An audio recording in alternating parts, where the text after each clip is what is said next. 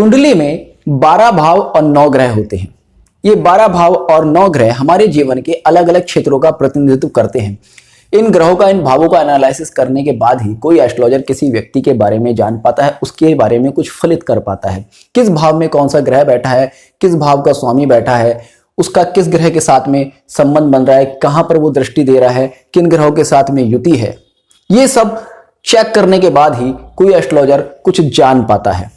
अब ग्रह तो 9 ही हैं और भाव हैं 12। अब ऐसा तो पॉसिबल है नहीं कि 12 के 12 भावों में ग्रह बैठे। अब 12 के 12 भावों में ग्रह नहीं बैठते तो इन 12 के 12 भावों का प्रेडिक्शन किस तरह से किया जाए। बहुत सारे एस्ट्रोलॉजी स्टूडेंट्स के माइंड में ये क्वेश्चंस अक्सर होते हैं और कई बार तो ऐसा भी होता है कि 9 भाव को तो छोड़ो, 3 या 4 भावों में ही या 2 भावों में ही किसी व्यक्ति के सारे ग्रह सिमट कर रह जाते हैं। जैसे आने वाली 10 फरवरी को आप देखेंगे मकर राशि में 6 ग्रहों की युति है। तब ऐसे में एक ही राशि में, एक ही भाव में अगर बहुत सारे ग्रह बैठ गए या 2 या 3 भावों में ही सारे ग्रह बैठ गए, तब किस तरह से प्रेडिक्शन करें। बाकी भावों का प्रेडिक्शन किस तरह से होगा जब उनमें कोई ग्रह ही नहीं है। आज की इस वीडियो में इसी को बहुत ही डिटेल में डिस्कस करने वाला हूं। देखिएगा, कोई भी ग्रह कहीं भी बैठे वो आपकी पूरी कुंडली पर प्रभाव डालता है। किस तरह से? आपके घर में मान लीजिएगा 10 रूम है और आप एक ही रूम में हैं, आप अपने बेडरूम में सो रहे हैं, तो ऐसा नहीं है कि आपका अपने घर से कनेक्शन ही खत्म हो गया। आपकी प्रेजेंस जरूर आपके बेडरूम में है, मगर आपका कंट्रोल आपके पूरे घर पर होता है। अगर घर में कहीं कोई हलचल होगी तो डेफिनेटली आपको पता होगा। आप बेडरूम में हैं तो घर के बाकी लोगों को भी पता होगा। ऐसा नहीं है कि आप बेडरूम में हैं तो कहीं आपका कोई इफेक्ट ही नहीं रहेगा, इफेक्ट होगा ही होगा। यही ज्योतिष का नियम है। किस तरह से? देखिएगा, मान लीजिएगा किसी व्यक्ति का लग्न स्ट्रांग है। मैं 2 या 3 भावों का एग्जाम्पल दूंगा, बाकी उसमें आप आगे खुद से समझ लेना। मान लीजिए किसी व्यक्ति का लगन स्ट्रांग है, लगन में कोई भी ग्रह बैठा है, कहीं भी बैठा है, तो वो ग्रह जो लगन में बैठा है आपके सप्तम भाव पर अपनी सप्तम दृष्टि डालेगा। त्रिकोण से आपके पंचम और नवम भाव को प्रभाव देगा। अब लगन अगर स्ट्रांग है तो आप कह सकते हैं कि सप्तम भाव अपने आप में स्ट्रांग हो गया क्योंकि दृष्टि है, पंचम भाव अपने आप में स्ट्रांग हो गया क्योंकि दृष्टि है, नवम भाव अपने आप में स्ट्रांग हो गया क्योंकि दृष्टि है। लगन स्ट्रांग है, आप कह सकते हैं कि ये जातक सेल्फ एफर्ट करेगा।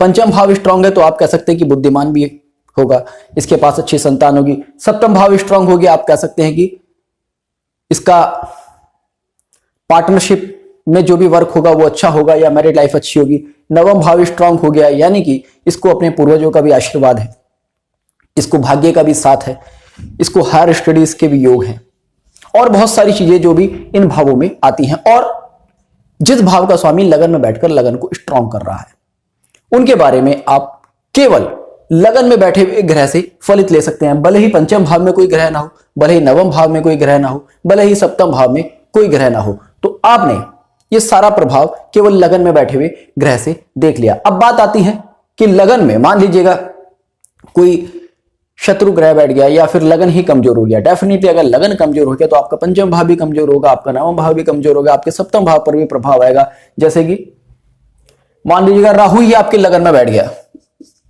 तो सीधी सी बात है आपके पंचम भाव को प्रभाव देगा, आपके एजुकेशन खराब कर सकता है, आपके नवम भाव को खराब करेगा, आपकी थिंकिंग खराब कर सकता है, आपके कामों में रुकावट दे सकता है। सप्तम भाव में फिर नेचुरली केतु आ जाएगा, आपकी मैरिड लाइफ खराब कर सकता है। यहां पर मैं इंडिकेशंस दे रहा हूं, ऐसा जरूरी नहीं कि भाई अगर लगन में राहु बैठा है तो आपका मैरिड लाइफ खराब ही होगी, अन्य प्लैनेट्स को भी देखना है।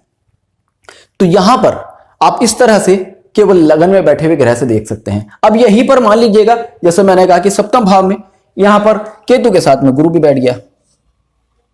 अब केवल लगन कमजोर था आपका, मगर सप्तम भाव आपका कमजोर नहीं है क्योंकि यहां पर गुरु और केतु का योग बन गया।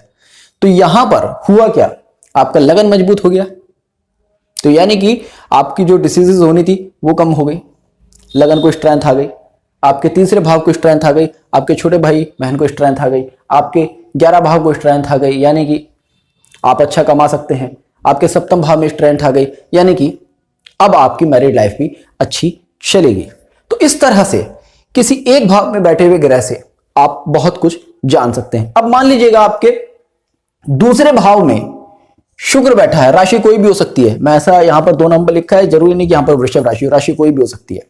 अब आपके 2 भाव में शुक्र बैठा, 2 भाव क्या है, आपके फैमिली का भाव है। पहला प्रेडिक्शन आप देख सकते हैं कि इस व्यक्ति की फैमिली में फीमेल्स ज्यादा हो सकती हैं। आपके पंचम भाव से दसम भाव है, पंचम भाव आपके संतान का भाव है, और संतान के दसम भाव यानी कि प्रोफेशन के भाव में शुक्र बैठा है। तो आप कह सकते हैं कि यहां पर इस व्यक्ति की संतान फाइनेंशियल या फिर किसी लग्जरियस आइटम से रिलेटेड बिजनेस में हो सकती है, या उससे रिलेटेड कोई वर्क कर सकती है। आपके चतुर्थ भाव जो कि आपके कंफर्ट का भाव है, उससे 11 भाव में शुक्र है, यानी कि शुक्र जैसी चीजों से आपको, शुक्र के जो कारक तत्व हैं उनसे आपको लाइफ में कंफर्ट मिल सकता है। ऐसे मकान का सुख आपको मिलेगा। आपका शुक्र पत्नी का नैसर्गिक कारक है, पत्नी से आपको बहुत ज्यादा सुख मिलेगा, ये आप कह सकते हैं। अब चतुर्थ भाव आपकी माता का भी भाव है, माता के 11 भाव में शुक्र बैठा है। 11 भाव, माता के 11 भाव में शुक्र बैठने का मतलब है कि मां की बड़ी बहन। तो वहां पर आप प्रेडिक्शन दे सकते हैं कि इस व्यक्ति की मदर की एक बड़ी बहन जरूर होगी। उसके बाद अब आपका 2 भाव है, 2 भाव यहां पर स्ट्रांग हो गया। मान लीजिए शुक्र बैठा है, या यहां पर मान लीजिएगा मंगल ही बैठा है, या मान लीजिएगा यहां पर गुरु ही बैठा है, कोई भी ग्रह बैठा है। 2 भाव में अगर कोई शुभ ग्रह बैठेगा, 2 भाव के अगर कारक तत्वों में वृद्धि करेगा, 2 भाव को शुभता प्रदान करेगा, तो 2 भाव आपके परिवार का है, परिवार की वृद्धि शो करता है। तो आप सीधा सा कह सकते हैं कि इस व्यक्ति की वंश वृद्धि निश्चित है। और वंश वृद्धि कब होगी? जब उस व्यक्ति का विवाह होगा। यहां पर आप केवल 2 भाव को देखकर 3 प्रेडिक्शन दे पा रहे हैं। 2 भाव से रिलेटेड, उसके बाद 5 भाव से रिलेटेड, उसके बाद 7th हाउस से रिलेटेड। 7th हाउस किसी व्यक्ति का कितना भी खराब है, इग्नोर कर दीजिएगा। पंचम भाव कितना भी खराब है, इग्नोर कर दीजिएगा। 2 भाव अगर स्ट्रांग है तो आप निश्चित मानिएगा कि उसकी शादी होगी और उसको बच्चे भी होंगे, क्योंकि परिवार वृद्धि कब होगी? जब विवाह होगा और संतान होगी।